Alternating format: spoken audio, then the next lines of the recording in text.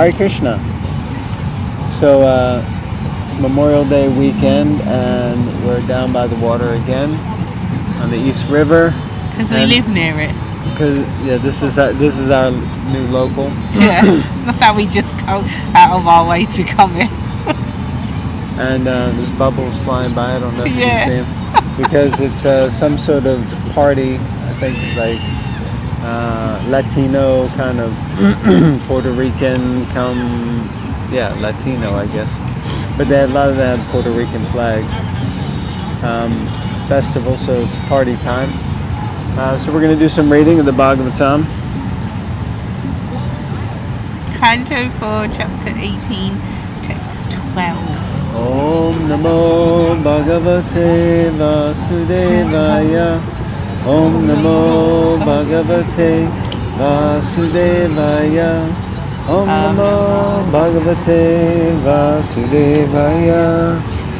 Text 12. After hearing the auspicious and pleasing words of the planet Earth, the king accepted them. He then transformed Swayambhuva Manu into a calf and milked all the herbs and grains from the earth in the form of a cow, keeping them in his cupped hands. Text 13. Others who were as intelligent as King Prithu also took the essence out of the earthly planet. Indeed, everyone took this opportunity to follow in the footsteps of King Prithu and get whatever he desired from the planet Earth. Purport. The planet Earth is also called Vasudhara. The word Vasundhara. The word Vasu means wealth and Dhara means one who holds. All creatures within the earth fulfill the necessities required for human beings, and all living entities can be taken out of the earth by the proper means, as suggested by the planet Earth and accepted and initiated by King Prithu. Whatever is taken from the earth, either from the mines, from the surface of the globe, or from the atmosphere, should always be considered the property. Turn the page for me, darling. Lady. Sound touched the iPad. Should always be considered the property of the Supreme Personality of Godhead and should be used for yajna, Lord Vishnu. As soon as the process of yajna is stopped, the earth will withhold all productions, vegetables, trees, plants, fruits, flowers and other agricultural products and minerals. As confirmed in Bhagavad Gita, the process of yajna was instituted from the beginning of creation by the regular performance of yajna, the equal distribution of wealth and the restriction of sense gratification. The entire world will be made peaceful and prosperous.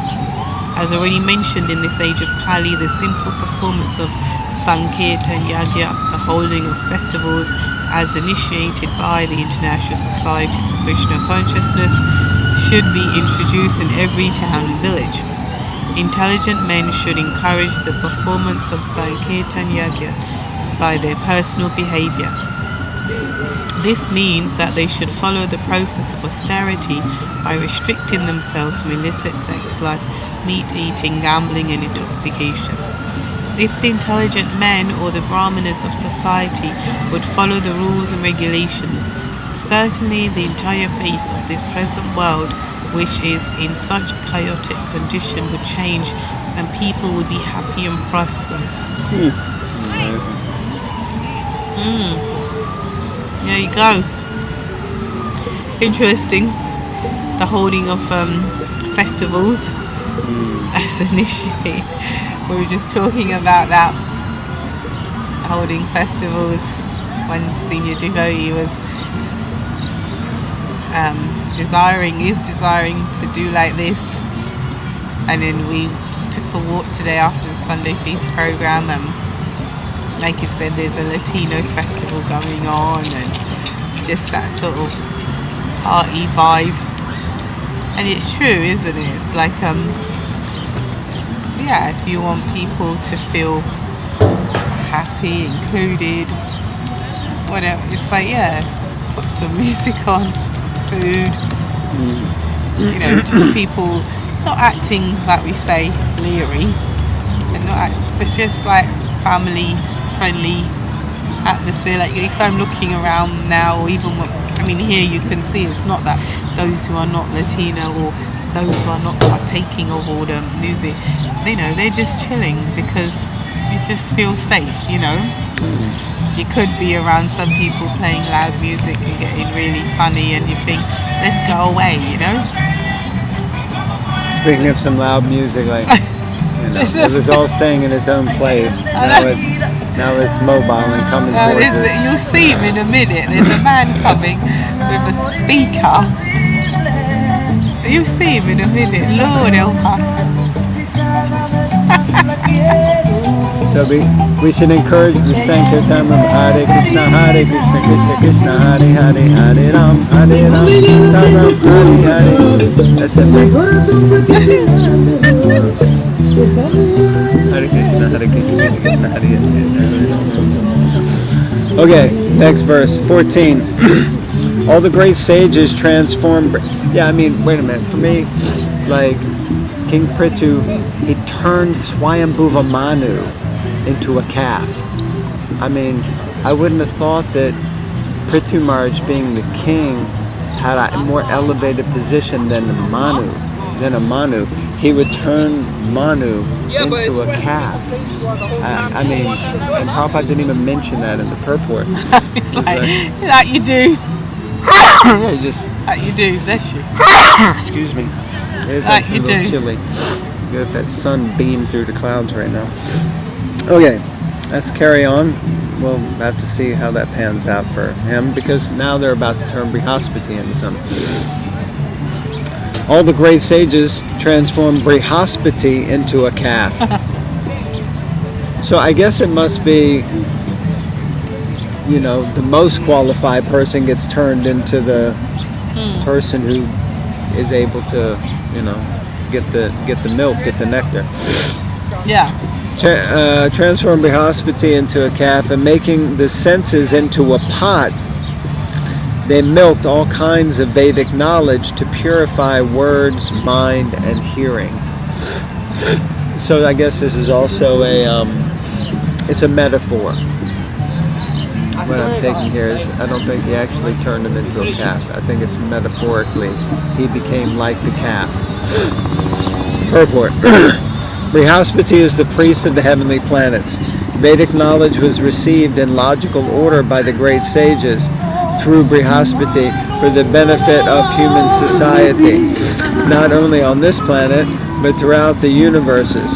In other words, Vedic knowledge is considered one of the necessities for human society. If human society remains satisfied simply by taking grains from the planet Earth, as well as other necessities for maintaining the body, society will not be sufficiently prosperous. Humanity must have food for the mind and ear, as well as for the purpose of vibration. As far as transcendental vibrations are concerned, the essence of all Vedic knowledge is the Mahamantra, Hare Krishna, Krishna Krishna, Hare Hare, Hare Rama, Rama Rama, Hare Hare. In Kali Yuga, if this Vedic mantra is chanted regularly and heard regularly by the devotional process of Shravanam Kirtanam, it will purify all societies, and thus humanity will be happy both materially and spiritually. It's like, you know, we were, like Baba was saying, we were literally just talking about this. I just feel like Krishna is saying, yes, Jai, this is what you're supposed to do. Hang out with the Latino people and start chanting Hare Krishna. But I don't speak Spanish, so I need some Spanish-speaking people. But I know some. So anyway, don't be surprised if you see us on the cover of a Latino magazine as the acharyas of chanting Hare Krishna. Oh, okay. Or be surprised. Maybe you'll be surprised, rather. Okay. Text 15. All the demigods made Indra, the king of heaven, into a calf, and from the earth they milked the beverage soma, which is nectar. Thus they became very powerful in mental speculation and bodily and sensual strength. Purport. In this verse, the word soma means nectar. Soma is a kind of beverage made in the heavenly planets from the moon to the kingdoms of the demigods in the various higher planetary systems. By drinking this soma beverage, the demigods become more powerful mentally and increase their sensual power and bodily strength. The words Hiranmayena Patrena indicate that this soma beverage is not an ordinary intoxicating liquor. The demigods will not touch any kind of liquor, nor is soma a kind of drug. It is a different kind of beverage available in the heavenly planets. Soma is far different from the liquors made for demoniac people, as explained in the next verse. Well, this is great, because I've had dialogues and conversations about this whole soma thing. What is it? But yeah, sorry I interrupted you. So it's a natural intoxicant. It's not your average liquor. Natural intoxicant. Okay. So we're going to find out now. Stay tuned. You ready? Okay, text 16. I'm going to make a little note here. Making lots of notes. I like making notes. That's why I like reading on the iPad, because I can make notes. Alright, so we'll all wait for you while you wait for notes. Yeah, just wait for me for one moment. Oh, dear me. Okay. Text 16. The sons of Diti. But see, you can see from this that the first one was Swayambhuva Manu became a calf, then Brihaspati became a calf, then Indra became a calf. So it's obviously the most qualified person of that community. The sons of Diti and the demons transformed Prahlad Maharaj. Okay, wow, exciting. Who was born in an Asura family into a calf. And they extracted various kinds of liquor and beer. Oh, Prahlad. Which they put into a pot made of iron. Okay, interesting. So that's what Prabhupada was referring to, that it's not the same type of beverage. Purport. The demons also have their own types of beverages in the form of liquors and beers, just as the demigods use soma ras for their drinking purposes. The demons born of Diti take great pleasure in drinking wine and beer. Even today, people of demoniac nature are very much addicted to liquor and beer. Well, we don't want to say that too loud around here, I assure you that. The name of Prahlad Maharaj is very significant in this connection, because Prahlad Maharaj was born in a family of demons. As the son of Hiranyakashipu, by his mercy, the demons were and still are able to have their drinks in the form of wine and beer. The word aya, iron, is very significant. Whereas the nectarian soma was put in a golden pot, the liquors and beers were put in an iron pot because the liquor and beer are inferior. They are placed in an iron pot, and because soma ras is superior, it is placed in a golden pot. Okay, so first of all, I don't think it's going to get into it in too much in depth, but it says that because Prahlad was born to a family of demons, as the son of Hiranyakashipu, by his mercy, the demons. So it's interesting that we understand that Prahlad Maharaj is a pure devotee, beyond the shadow of a doubt. Literally, we were just hearing, because of the Sringa Chaturdasi a few days ago, just hearing that actually someone said in the class, remember they said, my understanding is that Prahlad is considered the best devotee. Of course, many are the best devotee, but he's considered but here we see he was benedicted also by Lord Nrsingadev to rule over the demons. So, as part of his service to the demons, it seems that he obviously has to supply liquor. Interesting. It's not black and white, boys and girls. I just want to let you know that Vedic scripture and understanding the application of the philosophy is not as simple as just thinking you know, it's black, it's white, it's this, it's that. All these guys. So, you know, I was born a demoniac. So I'm going to hang out with these guys. We're going to get some liquor and beer, and that'll be the, you know, devotional service, right? I'm not sure if she heard what I said, actually, but... Okay, anyway. Let's carry on. Carry on, film. Text 17. The inhabitants of Gandharva Loka and Apsara Loka made Vishva Vasu into a calf, and they drew the milk into a lotus flower pot. The milk took the shape of sweet musical art and beauty. Text 18. The fortunate inhabitants of Pitra Loka, who preside over the funeral ceremonies, made Aryama into a calf. With great faith they milked kavya, food offered to the ancestors, into an unbaked earthen pot. In Bhagavad Gita 9.25 it is said, Pritrin yanti pritri vrata. Those who are interested in family welfare are called Priti Vrata. There is a planet called Pitra Loka, and the predominating deity of that planet is called Aryama. He is somewhat of a demigod, and by satisfying him, one can help ghostly family members develop a gross body. Those who are very sinful and attached to their family, house, village or country do not receive a gross body made of material elements, but remain in a subtle body composed of mind, ego and intelligence. Those who live in such subtle bodies are called ghosts. This ghostly position is very painful because a ghost has intelligence, mind and ego and wants to enjoy material life. But because he doesn't have a gross material body, he can only create disturbances for want of material satisfaction. It is the duty of family members, especially the son, to offer oblations to the demigod Aryama or to Lord Vishnu. From time immemorial in India, the son of the dead man goes to Gaya and at a Vishnu temple there offers oblations for the benefit of his ghostly father. It is not that everyone's father becomes a ghost. That's good.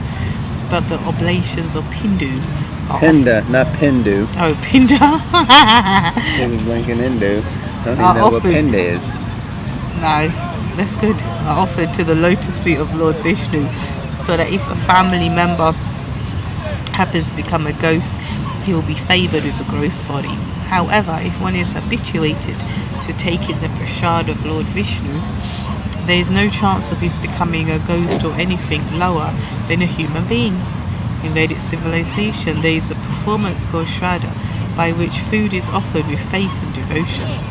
If one offers oblations with faith and devotion, either to the lotus feet of Lord Vishnu or to his representative in Pitra Loka Aryama, one's forefathers will attain material bodies to enjoy whatever material enjoyment is due them. In other words, they do not have to become ghosts. So, a few thoughts on that. First, I remember, because growing up, this is quite normal when it was the anniversary of the passing of one of my grandparents or an uncle. Food would be cooked, and then the way, it's always some difference in families. The way my family did it was my brother, depending on the family member, so he did it for one of my uncles, my dad would do it for everyone else, would go out with the food and just throw it on the top of the shed, the garden shed. It's a bit of a problem when our cat Ginger Patel got wind of that, but we had to keep hold of him. And I was inquired, because like with most things, Prabhupada says you just do it because you do it. I didn't do it, obviously, but they saw it. And then said, and we would eat, it's not that food was separate, then we'd have our dinner.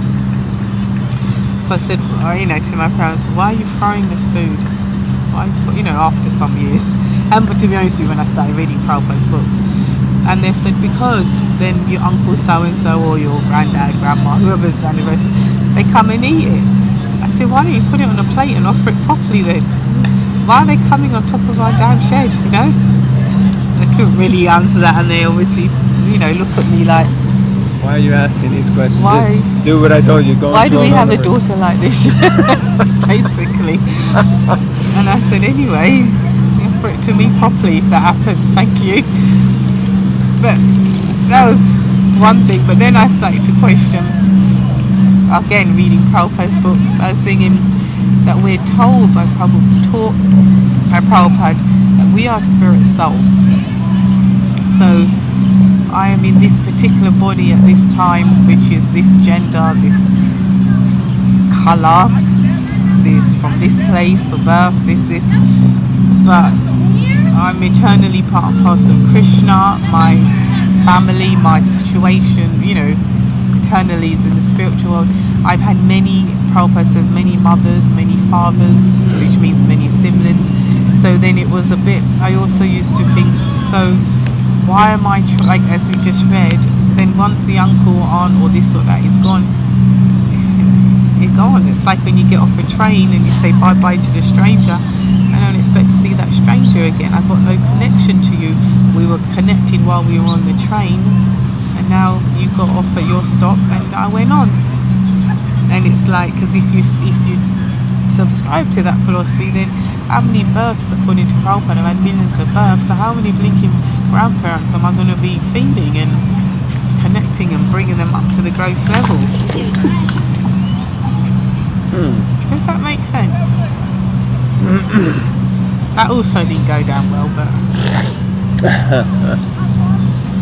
yeah, you know? Well, it seems, of course, it's for their benefit. They may somehow, yeah, it's a very deep subject, and it'd be good to speak to,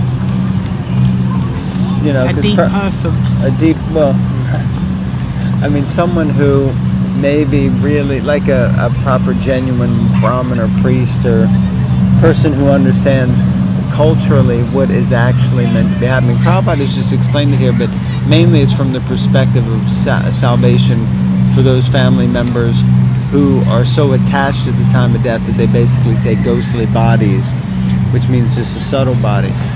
But it certainly has a purpose, and certainly some people are benefited by doing it.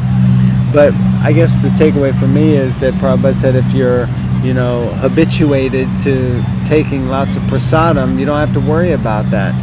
So I think that's the whole idea, that if you focus on just giving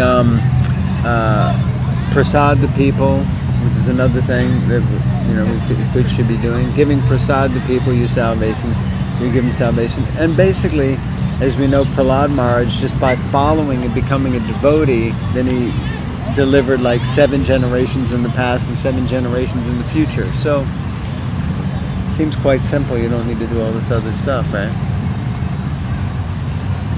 Yeah.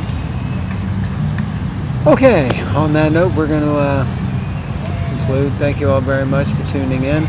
It's getting a little chilly out here. We need to head off to the party now and try to find some somaras, I guess. Hare Krishna, everyone. Grantu Srimad Bhagavatam Ki Jai.